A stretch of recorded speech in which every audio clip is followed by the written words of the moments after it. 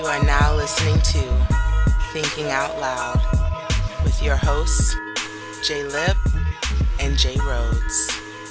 Thinking Out Loud, we back at it, man. You know what this is, and you know who I am, J. Lip, and I got the family in the building. My bro, J.Rhodes. J.Rhodes, what's good, baby? What's up, bro? Glad to be back for another show. Representing Shy V to D. And then I got the other homie, the big bro, Keith. What's good, baby? What's going on? How's everybody going? We doing good. What you representing, Keith? Columbus, Ohio State Buckeyes. All right. I want to thank everybody who has been a part of the process of supporting my family personally. If you know me, J Lip, and you know who I really am, you know I've been really going through some things, but I just want to give a shout out to a lot of the people that I know that listen faithfully and have continued to give prayers up to the fam and just show support. I love y'all and I thank y'all for that, and I gotta say that. And shout out to my nephew Judah. Judah, what's up? With that being said, we got to get back to the debauchery. Thinking Out Loud is based upon the topic of the evening. Now I want to start off with y'all is talking about mental health in the black community. I feel like as a person who can speak from experience, mental health, in my opinion, in the black community is something that's shunned, it's something that's not taken seriously, and unfortunately, it's something that has been a detriment to our culture that has not been addressed. And so I want to talk to y'all first and foremost. What do you think about mental health in the black community? Are we addressing it? Is it a real thing or is it a facade? And if so, what's really going on? It's definitely a real issue. It's definitely an issue that has to gain more awareness. I think it's becoming more prevalent with future generations. Our generation and the generation after us will, I think, put more of an emphasis on mental health concerns than the previous generations. I think it's kind of like it should not be ignored, but at the same time, there's a reason for this disconnect and dichotomy between older generations. For example, like a lot of the baby boomers and the generations prior to that, you know, they were not far removed from one or two generations of slavery, and when you think about the perpetual racism, oppression, Willie Lynch syndrome, all of the psychological damages that occurred during that period of time, it's very natural for that older generation to have a lot of distrust from between white and blacks. And you think about Western medicine, obviously the Indians are pretty much, or Indian people, pretty much represent that now. But you're talking about like a white doctor or a white healthcare in a white America, there's going to be a lot of distrust and hesitancy to even try to like go to a doctor and have a lot of faith and encourage, a lot of trust and weight in what they say. I think for one, mental health is definitely an issue in the community. And there's a lot of different reasons for it. I think ultimately, it's a protection mechanism. And when we think of people as going crazy or losing their minds or, taking drugs to, drown out their sorrows, a lot of those things or results that they're driven to is based off of, running from hurt or anxiety or, something that's there that's maybe perpetuating that, ultimately forces them to make a decision. I don't like where I'm at. So, the mind might play games on you. You might go down a certain path, just so that you can survive in the now.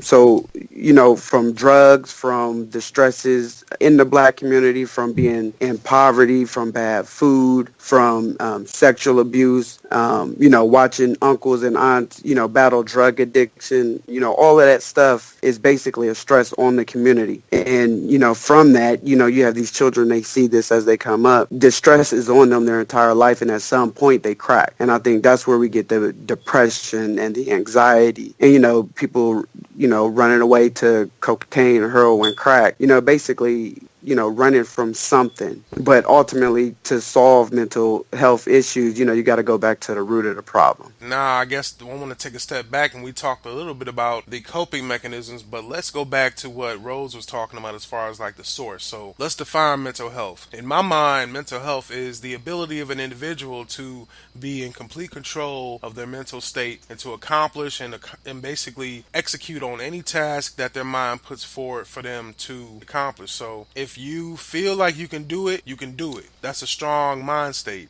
If you can believe it, you can achieve it. We've heard these terms and these these anecdotes our whole life, but what it really comes down to me is in the black community, there is a stigma against someone saying, you know what, I may be feeling some type of way like depression, which you mentioned, Keith, feeling a way like I don't want to be around nobody, I just want to be left alone, and not like an introvert where you just want to be left alone in public, but maybe you just want to be left alone at the crib. Like I just want to wallow or be surrounded by my own pity without really finding refuge to get out of that state. You also mentioned anxiety. Anxiety can be something that you deal with that causes you to have irrational fears of the unknown. It's something that I personally have dealt with. So is there any definition of mental health that I haven't covered already that y'all would like to help explain or share with the people before we move on? Rhodes, I'm going to give it to you. No, I mean, I think this mental health is pretty broad. I mean, for example, I mean, ADHD, bipolar disorder. I mean, there's depression, addiction. You know, there's just a lot of mental health encompasses a broad range of disorders and mental states that I think that there's no one way you can kind of categorize or encompass them all. You know what I'm saying? Like you can't classify them all because they all are different, but going back to the origin, I think a lot of them do stem from the oppression and the poverty in society. Well, I think it's important, though, that you mention what you just said, which is let's talk about what are some of the examples that we have of mental illness or poor mental health in the community. So let's kind of go down that litany real quick. You know, you said depression, anxiety. I said bipolar disorder, ADHD, yeah. PTSD, post-traumatic stress disorder. Keith, am I missing anything? I mean, they're definitely great definitions, and I think there are some that, you know, might not be so obvious. And one that comes to mind, and it might sound real dumb, but like hating, the whole idea and concept of hating on somebody. The origin of that pretty much comes from my perspective, of people trying to find fault in someone else in the effort to make themselves feel better. And so even though it might not be something that we actually call out or medically classify, I think it's at the basic step of, you know, mental disorder. I think that those type of activities in terms of hating, fighting, you know, crabs in the barrel, I think all of those concepts are a form of it that we don't necessarily identify medically, like PTSD, anxiety, depression. But I would almost call that, though, low self-esteem. If you look at somebody who hates on somebody, sometimes it comes from a place of low self-esteem. When we talk about people who quote unquote hate on somebody for how they have succeeded, or they hate on somebody for how they've garnered their success in life. We hate because really the hate is amongst us within ourselves, because ourselves were unable to reach that same pinnacle or that same level of success. So we look at someone who does, and we have a negative connotation with them because of what they've achieved. Would that be a correct statement?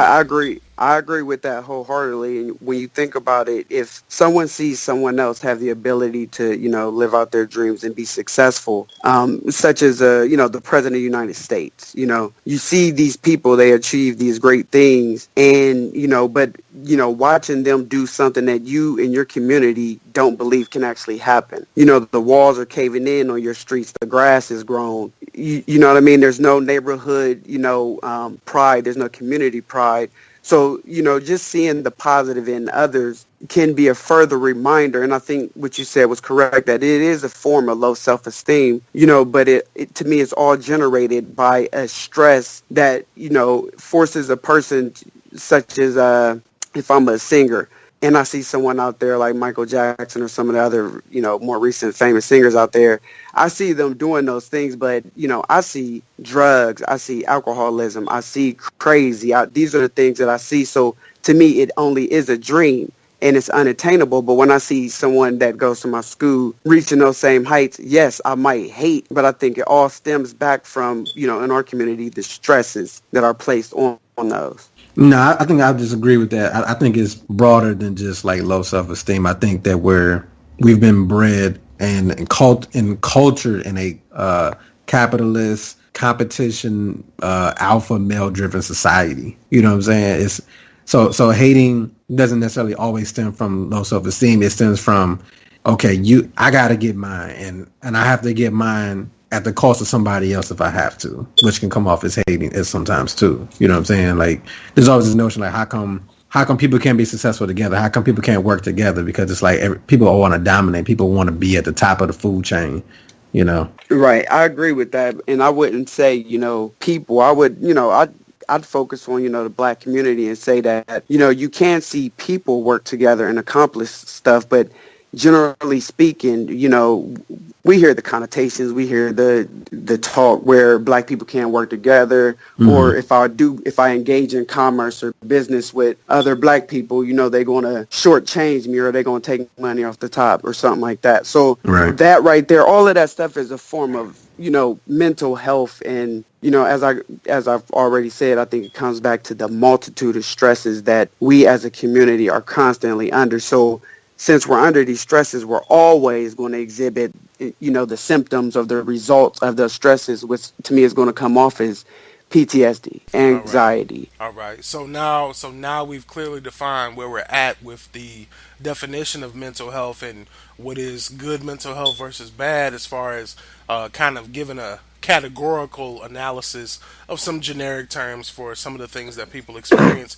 I think now we can better go back and say, okay, well, where's the source of this? Now, from that perspective, if you have to diagnose an issue, you got to get to the root cause, correct? I agree. Yeah. Okay, so what's the root cause? And more so than asking for you to say slavery and oppression, disenfranchisement, institutionalized racism, what I'm looking for is, what is the root cause that we can absolve ourselves of and resolve for our future generations? I'll say right now, I think the biggest stress on us as a community is the fact that we are essentially a battery. And all we're doing is we're generating energy, we're generating commerce, we're generating goods and services for the rest of the world. And, we are basically at this stage the working class of the whole world, because America is the pinnacle in some people's eyes of, success. They're the standard, and who's driving that standard? As Donald Trump starts to say, Mexico's back to Mexico, it's, more and more evident that the black man who's been in this country since the inception of America has driven this machine. And there has to be a stress on us, because if we were to wake up and realize our potential, we wouldn't drive their machine no more. We drive our own machine. No, I agree with that, definitely. I think, to answer your question, as far as what can we absolve, or resolve, definitely controlling our own economics, as Keith mentioned. I've always been a big proponent of that. The other part of it, too, is education. But when I say education, I just don't mean by Western or traditional scholastic education. I think it's about black history, black education. And the thing is that there's a lot of things that have transpired throughout history that is there if you seek it, but at the same time, the general consensus is not going to publicize it, or you have to kind of read in between the lines. So, for example, like some of the issues that we talked about, like ADHD, post-traumatic stress disorder, some of those things are really prevalent in the African American community, especially in the poor / working class communities. Absolutely. So that's where, you don't have a strong school district. That's where you have a lot of single mothers. That's where you see a lot of people who are on drugs or abusing alcohol. That's where you see teachers not being, teachers not having the support, schools overcrowded. So you have all of these symptoms, or, all of these issues that are creating this environment where a child is not getting supervised properly, not getting the appropriate attention, definitely not digesting a healthy lifestyle in a lot of cases, depending on where they're at.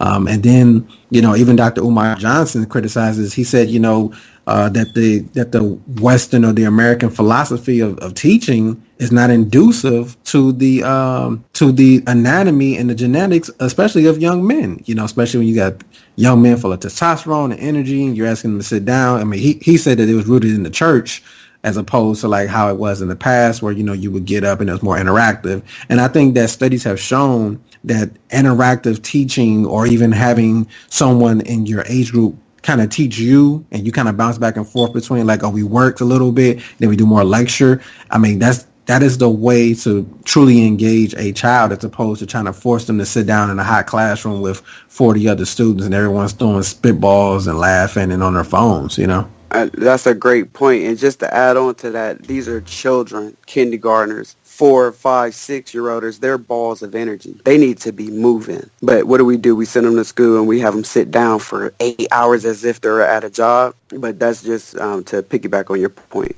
But I think that having them sit down for the 8 hours is almost like indoctrinating them to what their adult life should be in the eyes of the traditional American workforce. You agree? Absolutely. Absolutely. Right, and we, if we want to go deeper, we can say, is that the lifestyle we want? Do we want our children to be not slaves for a company, but just a worker, to sit down and sit in your cubicle and type your little papers and everything else? Or do you want to raise your children to be producers and entrepreneurs, and you make things happen, as opposed to just helping something happen for somebody else? Absolutely. Absolutely. I agree. Yeah. I'm with that. We kind of talked a little bit about, the root cause and how we find resolve in that. But one thing, again, that was also touched upon is the self-medicating aspect. How we as men, how we as human beings, despite the race, we'll take it at a very holistic perspective. I think by and large, there are a lot of people who find themselves in a situation of adversity and they turn to some type of, I would say, a chemical reaction to mitigate what their emotional response is to their situation. So if the emotional response to a situation is, I don't like how I feel, I don't like where I'm at in life, I don't like, the way that this train has taken me, I will go ahead and absolve myself from responsibility by indulging in what are quote unquote vices of our society. And that stems from what I feel are the detriments that ultimately can kill us. So anything from somebody feeling like, what, this shit is too stressful, I gotta take a smoke break. So now you smoking. Well, you smoking basically tobacco, which is chemically and from a chemistry perspective been found to cause cancer. If you look at somebody that says, what, I had a long day at work, I need to grab something to drink. Well, now you're looking at another chemical induced state where you're taking in poison into your body. Even going as far as something as common and casual as marijuana, you're still changing your mental state for that moment to be where you can handle whatever your situation is because you've numbed yourself to it. And so what I want to talk about now is, how do we accept or address the current state of mental health self-medicating and how that transitions into addiction? Keith, I want you to take that. Jay, before we move on, I wanted to, you mentioned something about, someone self-medicating to cop out of like a responsibility or something like that. And from experience, I have to say that that is not always the case. And in fact, for me, that wasn't the case. I didn't say one day like, these responsibilities are too difficult for me to, navigate through. I need to start, self-medicating. For me, it didn't happen like that. It was a gradual process, where, alcohol began to become a crutch, and then one day, boom, you're looking up and you're like, I actually can't function without, having this, it's on my mind. I order my entire day around its consumption. So, I just wanted to address that first. But what was your Well, hold on. Let's go back question? to that, though. Let's go back to that. So Okay. you're saying that at one point in your life, there was a point where you were dealing with the stresses or the circumstances of your life in general, and it started off with alcohol being the vice of choice, and it escalated itself into a point of detriment. I mean, help us understand.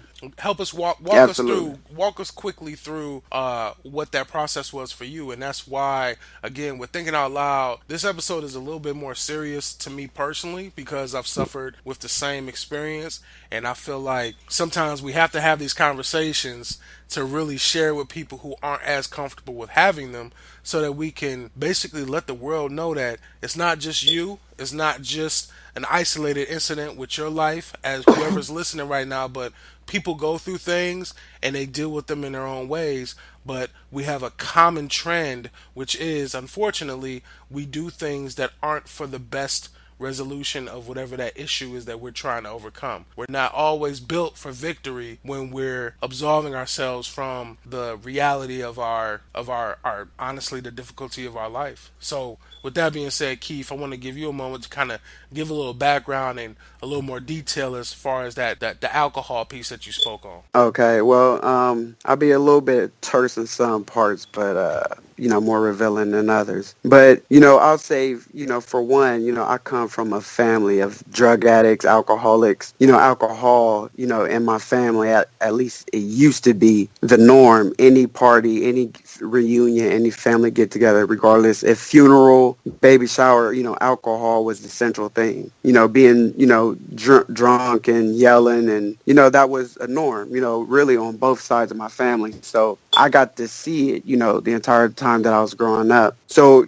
but I actually what's interesting is I didn't start actually drinking until I was about 22, 23 years old, and I was a boxer. And so as an athlete, I didn't do any, drugs whatsoever. So, once I got back into the real world, going to college and working a job and, raising Let's take a step back real quick. I just want to make sure everyone knows when you say that you were a boxer, first and foremost, you also served in the armed forces, correct? Absolutely. I was in the military for 3.5 years. So when you say coming back to, society, I just want to make sure everyone is aware. It wasn't that you were just completely inebriated. You actually left the country to serve the country. You came back and now continue with that. Yeah, actually, I boxed for the military, and we traveled around the world, and we fought, and I was an Olympic alternate back in 2004. So I took boxing as far as I wanted to take it, and then I made the decision I wanted to go to school. Got my bachelor's in pharmaceutical science, and later my MBA.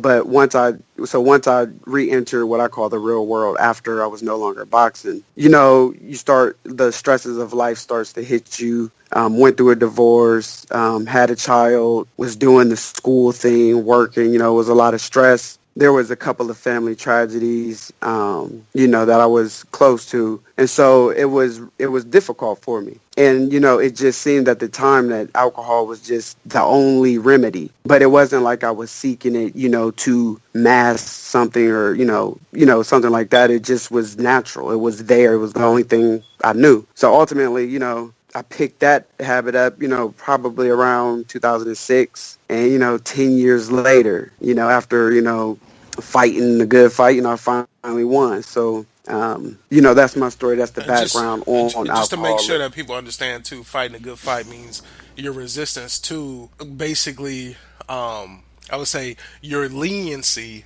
on that vice. You were able to overcome that, correct? Absolutely.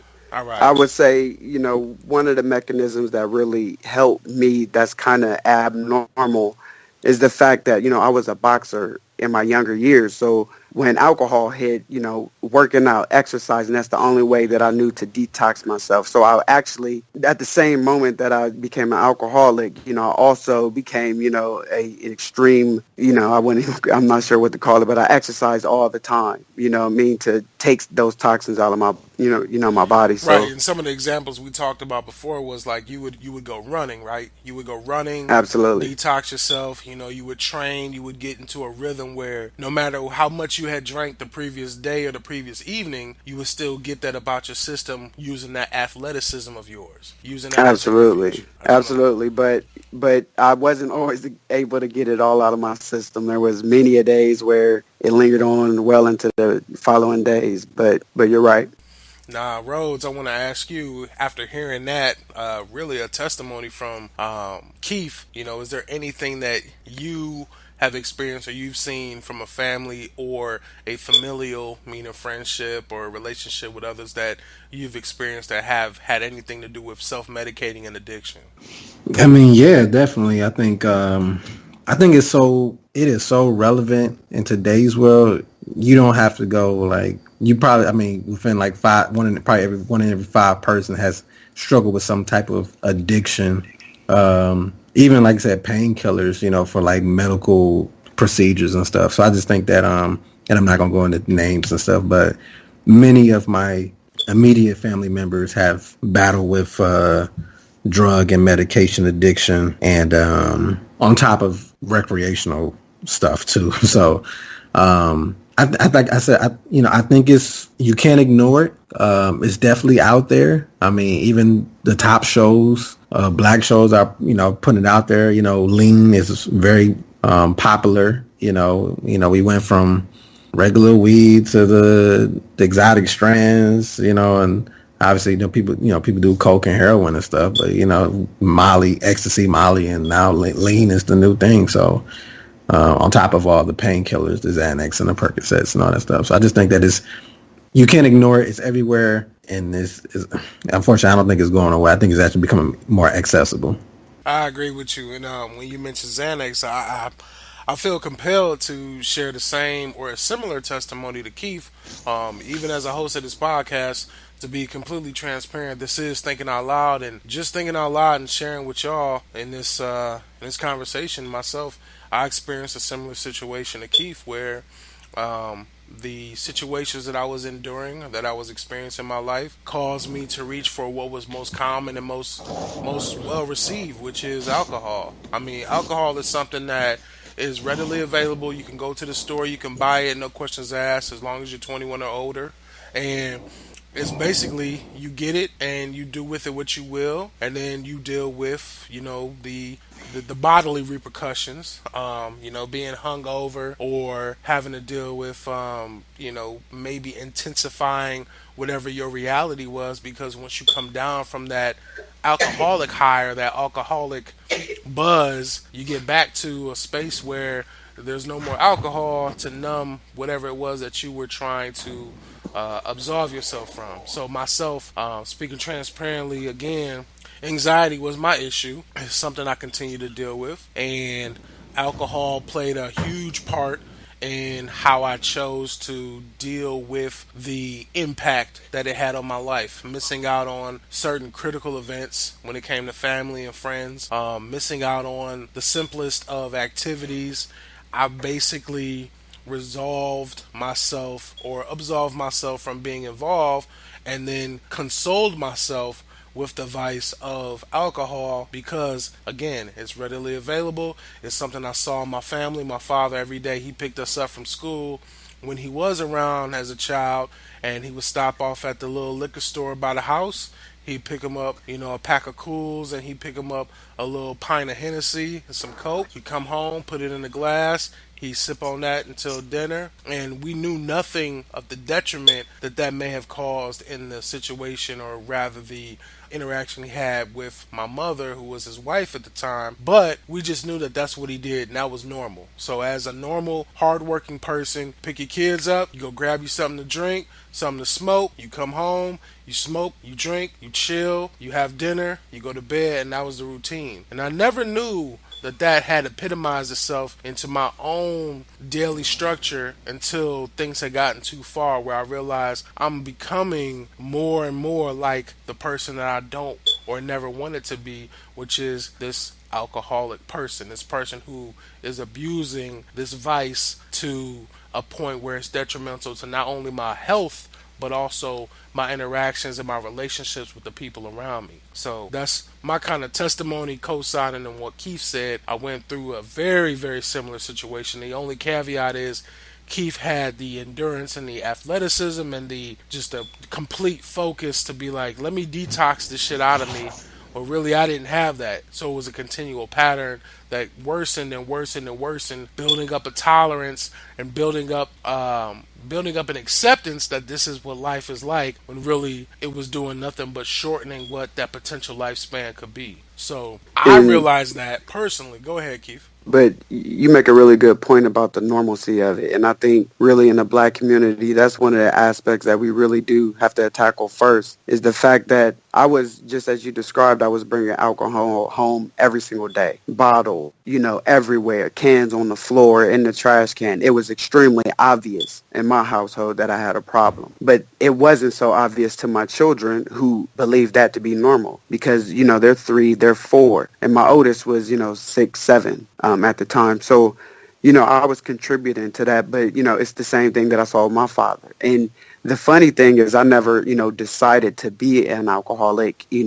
I never watched my father and aspired to be that because I know it brought financial issues and health issues. But there I was one day being my father. And I think part of that is the normalcy aspect. And I think that we really have to take that out of our celebrations. We have to take it out of our everyday operations because when your children see that, they believe it one day. Even if they don't say they want to grow up to be a drug addict, they might just grow up to be a drug addict. I mean, like I said, I think it's no one is excluded from it. I mean, I really do. That's why this is an important issue. This because case in point, like, you know, it's very easy for, and let's just speak on like black men, because honestly, I think we all are worried about our young men today, you know, who are indulging in this fast lifestyle, this drug popping, having fun lifestyle. I mean, before, when it was, like I said, when it was heroin, it was on the streets. It was easily available. When it was crack, it was on the streets. When it was weed, it's still on the streets. You know, liquor stores on every corner. The food, you know, and now you got all this painkiller and so mixtures. Now I want to get to the painkiller part in a minute. I just want to ask you real quick. One thing you just mentioned was you see all these liquor stores on every corner. When you kind of preface the statement, you talked about how us as men. I feel like it's more specific to the black culture, unfortunately, because you see a higher propensity of liquor stores in hood environments. And what I mean by that is you don't see as many, and I can speak personally from being down here in Columbus, you know, there are certain areas of Columbus where it is not allowed for you to sell liquor. They call them dry communities.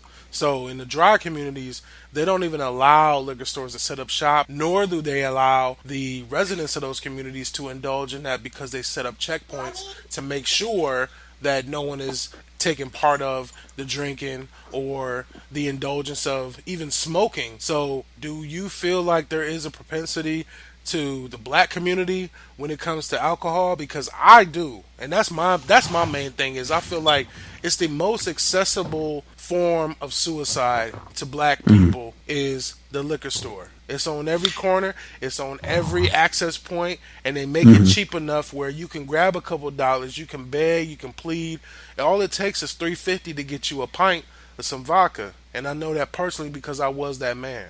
No, I mean, absolutely. That's my point. I think that, you know, always keeping in perspective what is the root cause, or what is because we're talking about the symptoms, and these things are enabling and perpetuating those symptoms. You know, absolutely, the black community is riddled with liquor stores. Used to be gun stores. I don't see gun stores so much, you know what I'm saying? But like liquor stores and fast food and all kinds of things that are leading to. You know why we don't see? You know why, in my opinion, we don't see gun stores as much as liquor stores is because gun stores allow you to not just kill your own, but kill other people. But a liquor store will allow you to kill your own and just your own or yourself. Yeah, or like I said, or just keep you down, like keep you diluted. You know what I'm saying? You can't function at your full capacity. Absolutely. You can't reach your full. You can't Absolutely. You can't reach your full potential when you just hanging on a bottle and feeling depressed and, you know, and acting out violently. You know what I'm saying? This is all what I'm saying. This stuff has been perpetuated throughout our communities for so long. It's a weapon. It is a weapon, and the thing is, like,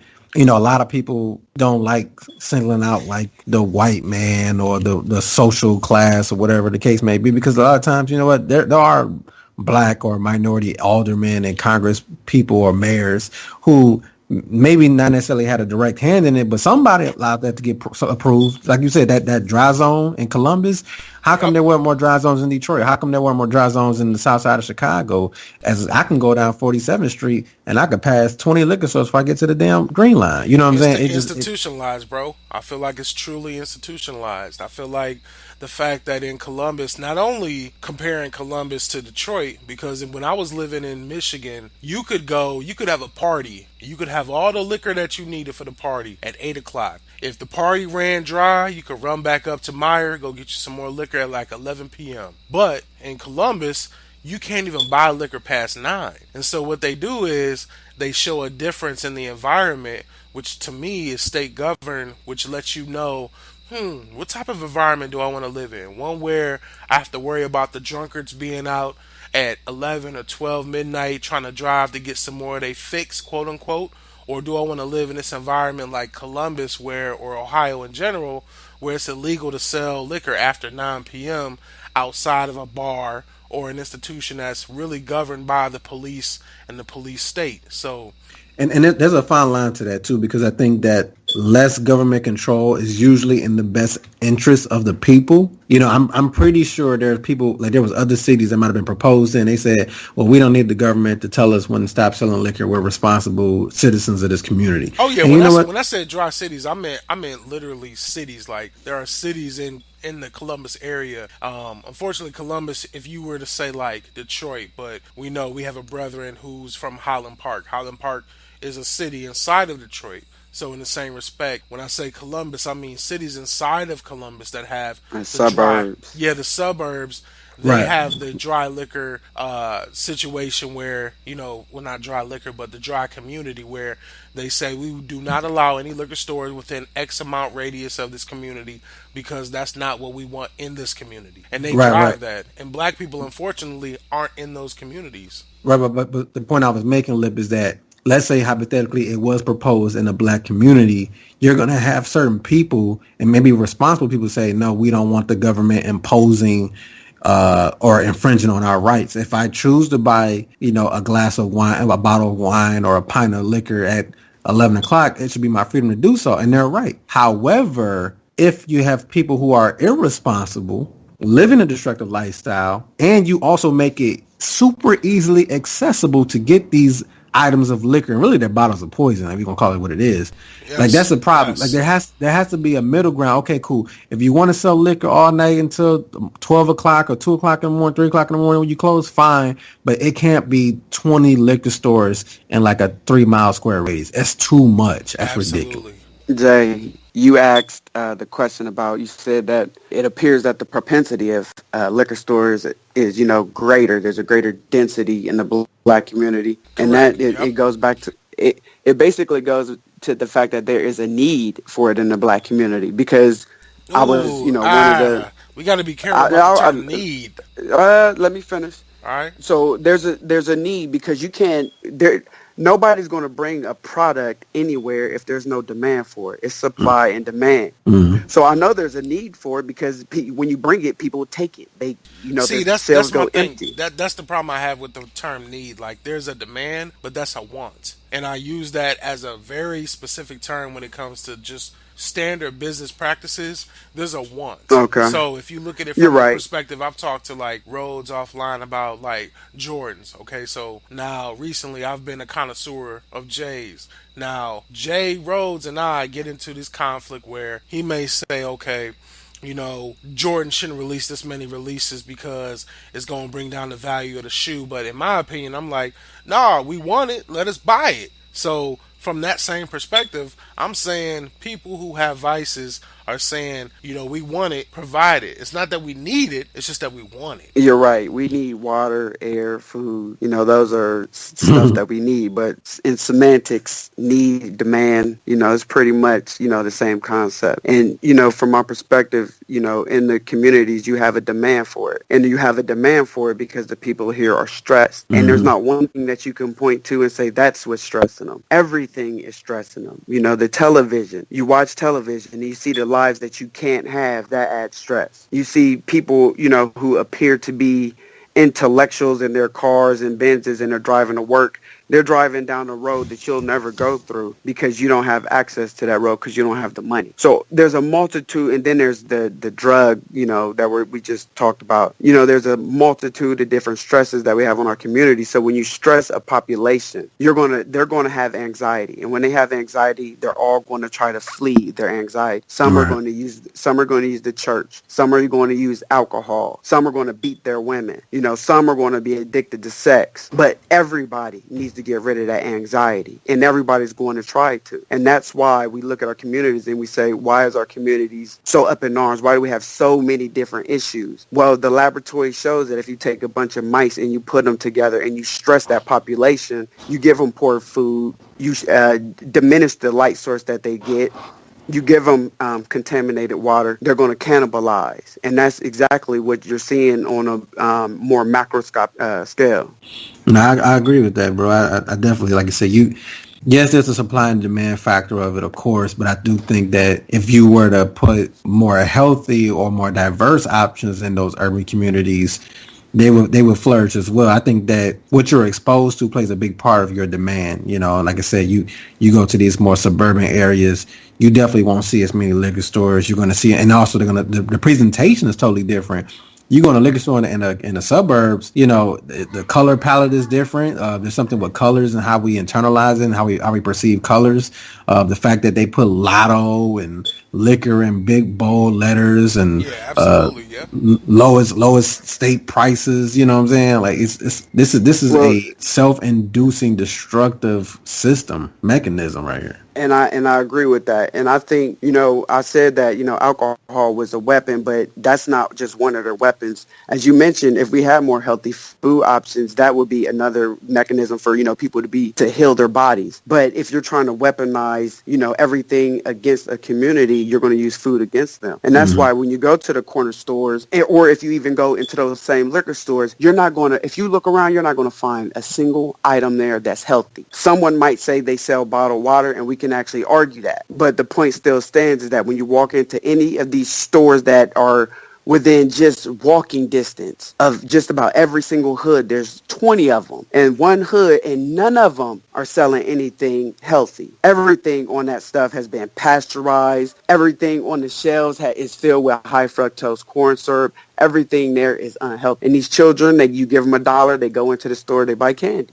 So they're already starting the addiction even at a young age, because sugar is a great precursor to higher drugs. And by I already admitted that I was an alcoholic, but even before that, I was addicted to sugar. Even as a child, if you gave me $10, I was buying candy and nothing but it. So I think that, in terms of just depression and mental health, the Black community, we have a lot of different issues that we have to, come to terms with, because all of these things are symptoms. All of these things are results. Pookie in jail for killing, his brother or his neighbor. He was stressed. Listen to his story. What was happening to him when he was 5, 6? Who was he? Well, who was his role models? So it's a systemic thing, and as long as the hood remains the same way that it is today, you're going to see not a great increase, but you're just going to see a higher level of mental disorder in our communities, as opposed to the Asians or the Africans or obviously Europeans. Okay, and I agree with that. We talked a lot about alcohol, but you're also seeing an onset in the American community with the legalization of marijuana. That's another drug, quote unquote. So, with that being said, do we feel like we're seeing a wave of influx with the acceptance of coping mechanisms? I just want to say that I'm kind of split and polarized on marijuana. I do think that for the most part, marijuana is not necessarily a drug. It is a herb that grows. Obviously, they do a lot of strains and add a lot of stuff and compounds to it. But I think as a whole, in general, that marijuana itself is not a drug. And I think while it can be beneficial medically, and it also can be hurtful recreationally if used too much, I'm actually not opposed to marijuana use. And I think that the reason why it took this long is because America had to figure out how to make money off of it. They had to learn how to control it. So that's why it was classified as a drug as opposed to a cannabis or a medical herb or whatever.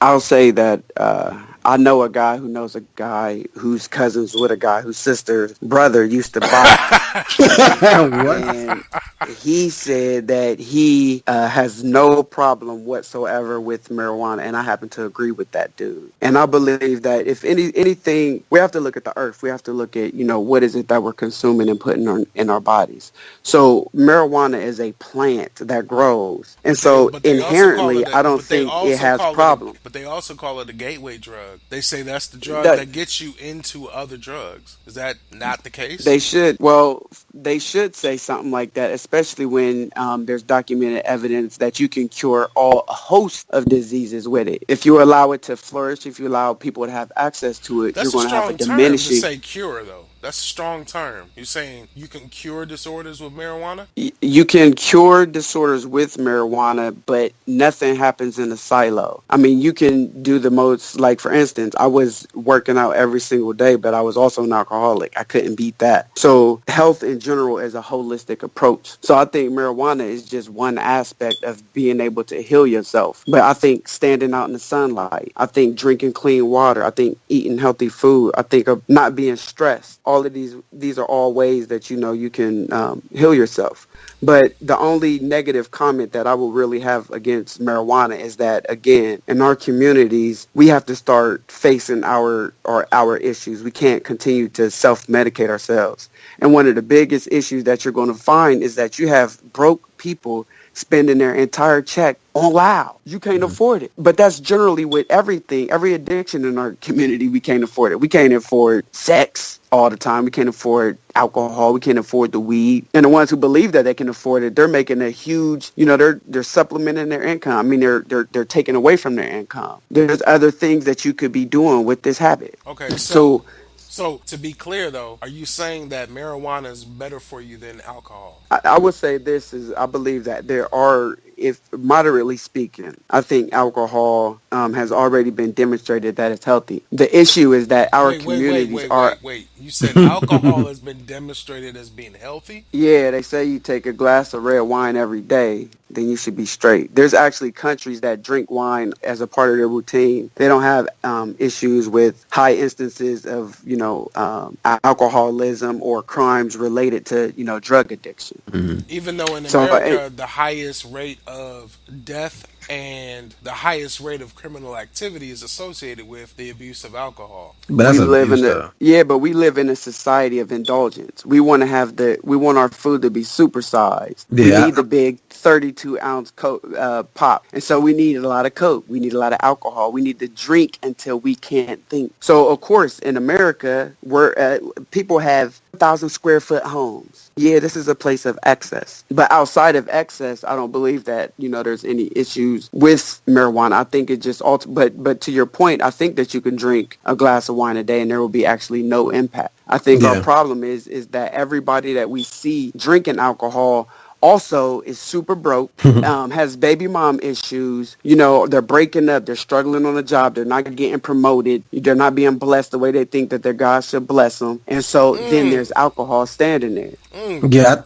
Yeah, I guess I think the main thing is that I'm not going to condemn marijuana. I'm not going to condemn alcohol itself.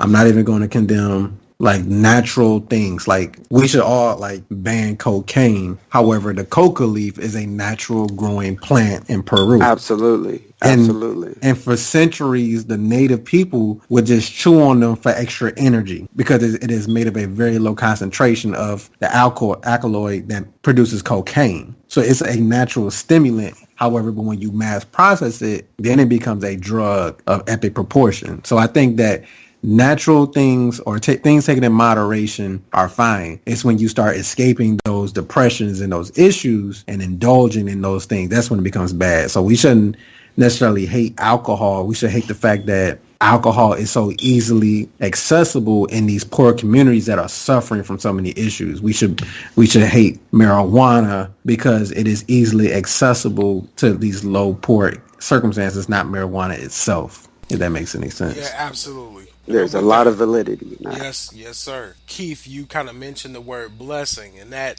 made my little ears perk a little bit. I was like, ooh, Keith said blessings. Like, Keith, I want to know from you personally, how do you feel about the fact that a group like Alcoholics Anonymous, which, being transparent, both of us have been through at a different point in our life, how do you feel like their impact and the whole reliance on Christianity and our faith in God from a Christian perspective has impacted the black community? Because there's a lot of people that say, if you're going through something, just pray the pain away. Just pray the pain away. If you're going through something, pray to God. He'll absolve you of that, and then you'll be good. But some of us who are less fortunate in our faith, we happen to challenge God, and unfortunately, it doesn't yield a positive result that we would have expected. So with that being said, how do you feel, Keith, as far as using that as a crutch for saying that we should or should not be believing and trusting in the Almighty God who gives us the blessing to be healed from the transgressions that we are experiencing when we overindulge. Because you did say blessings, and that's why I'm checking you on Well, it. well, first I want to touch on what you said about AA, and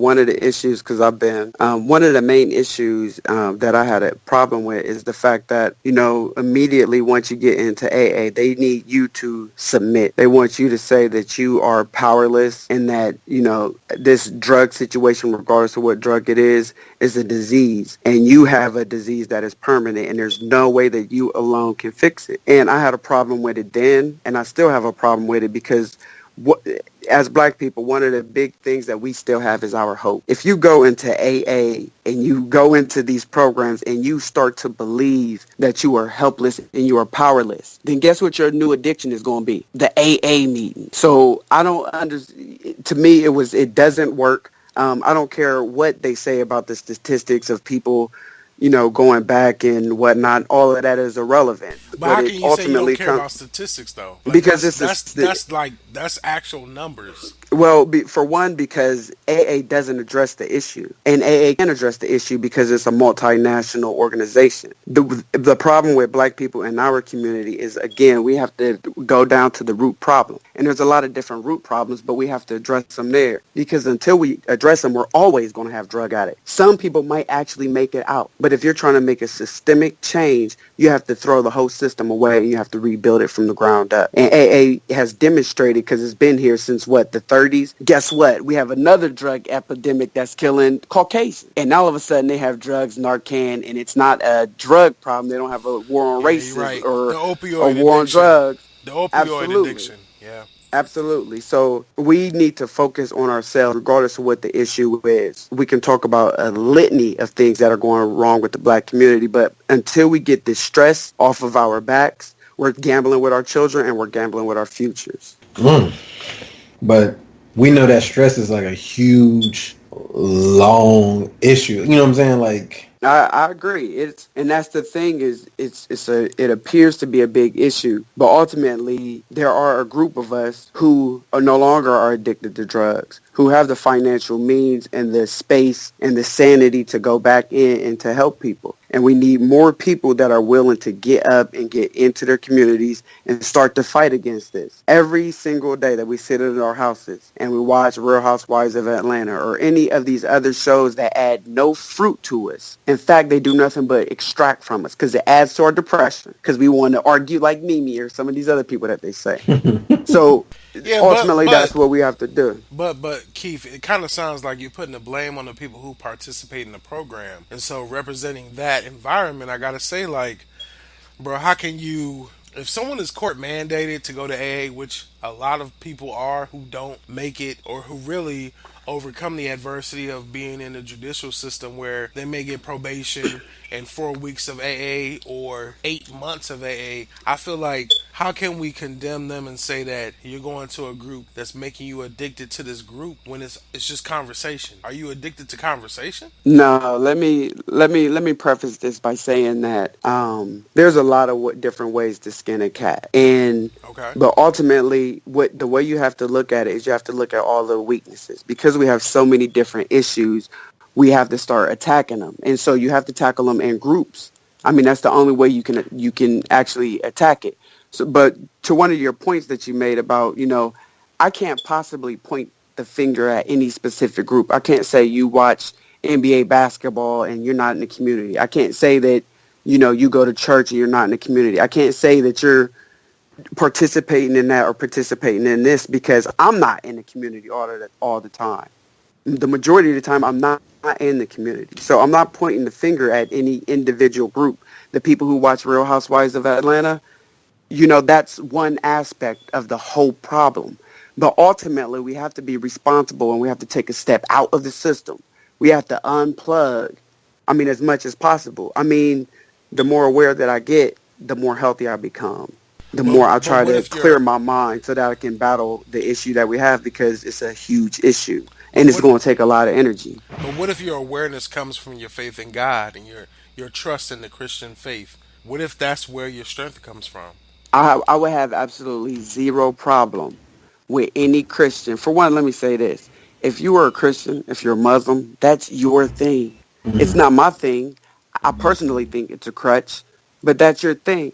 But if there's someone who says that they are empowered because they read the Bible, because a book that's 2,000 years old or purported to be, they believe that this helps them go into their communities and help the communities and help their communities, I wouldn't have an issue with that. But the But you whole still issue take away from the value.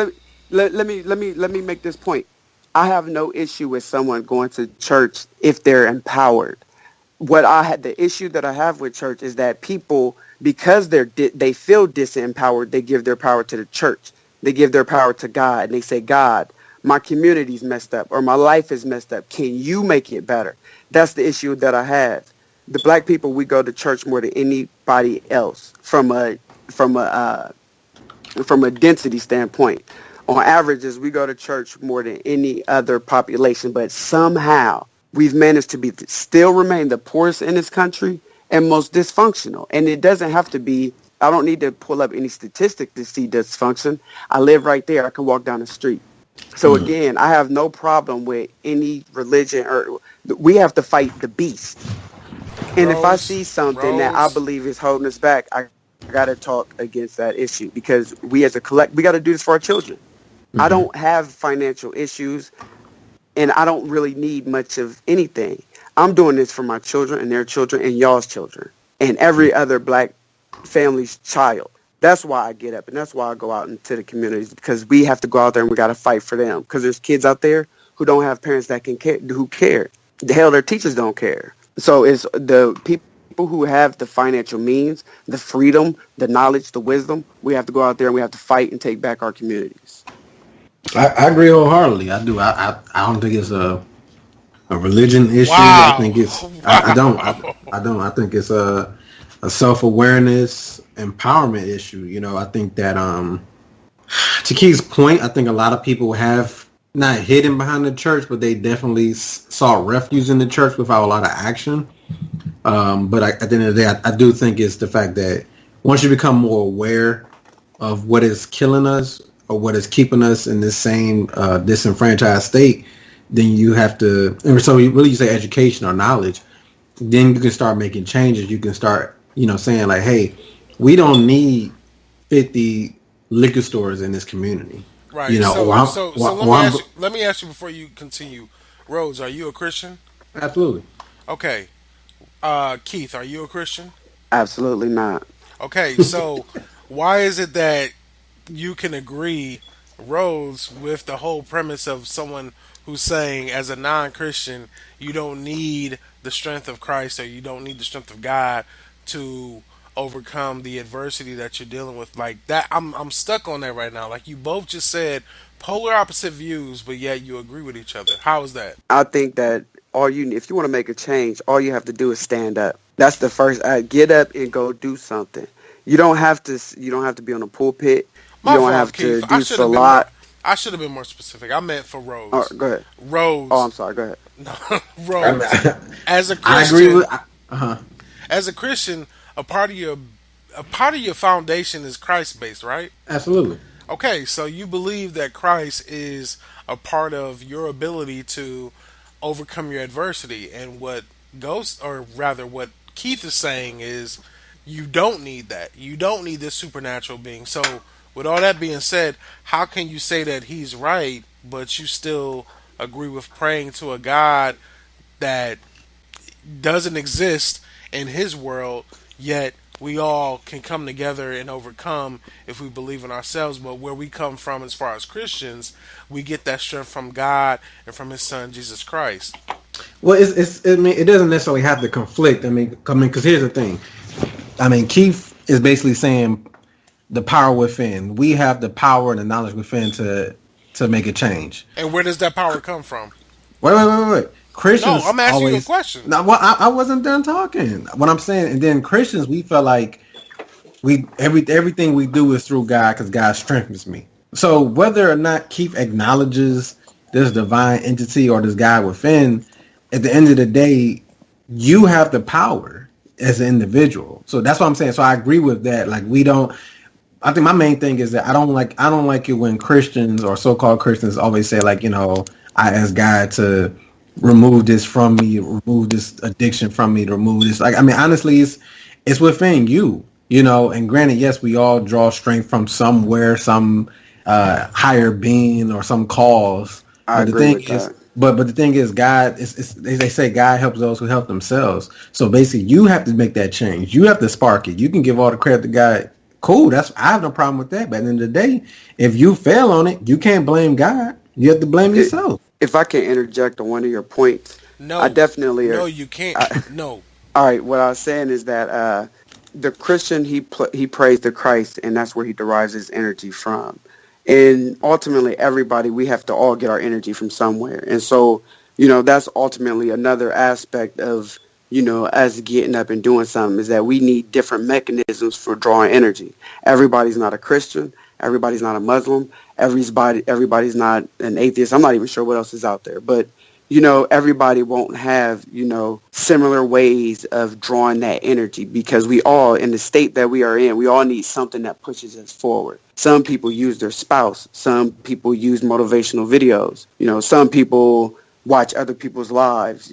Some people are on social media. Whatever inspires you, it doesn't matter, because ultimately I want us to have complete autonomy of our culture. And if I got to walk hand in hand with Christian, Muslims, atheists, scientism, whatever, to get that goal, I don't give a fuck. And I'm being honest with you. I just want to get, where we need to get to. Actually, I can't disagree with that. I will say this. Keith, I knew that before this conversation, you're not necessarily a Christ follower, but you are definitely a believer in some higher power, right? Absolutely. And I know that Rhodes, you are a Christ follower, which means you believe in God, Christ, and the Holy Spirit, right? Mm-hmm.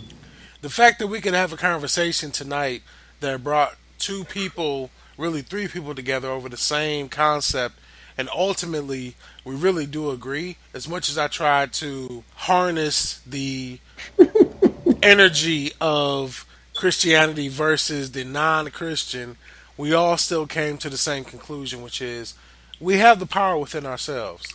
You have to wake up every day by yourself and wake up and get out and go and get it. Point blank, period. We all have to do what we have to do to survive. But more than that, we have to do what we have to do to thrive. And that's what I want to see for our people, is more thriving than surviving. Thriving to me is finding success, finding victory, overcoming adversity, going through struggle, and just succeeding. So with all that being said, I think that this was a very enlightening conversation. I want to have more of this. I want to again thank my bro J.Rhodes for co-hosting this with me. J.Rhodes, I love you, dog. Absolutely, bro. Love you too, man. And then I also want to thank my bro Keith, man. We appreciate you for jumping on here, man. No, it ain't nothing. Thanks for having me. Now, I want everybody listening again. The fact of the matter is, no matter what you believe in, no matter where your belief system lies, at the end of the day, focus the positive energy on uplifting yourself and uplifting your community in any way that you can. That's something I believe in, even though I really wanted to go in more, but I can't, because J.Rhodes gonna be all mediocre and Keith gonna be all, I understand what you're saying. I wanted more destructive conversation, but it was That's that crabs in a barrel that we were talking about earlier. Shut it up, shut up. So anyway, I love y'all. Y'all my brothers, man. I appreciate it. This is Thinking Out Loud. It's your boy J-Lip. You know what this is. You know who I am, and we out. This episode of Thinking Out Loud was executive produced by J-Lip. Music provided by Daisy Smith. Artwork and logo provided by Rob D. And sponsored by you, the people. We thank you for listening.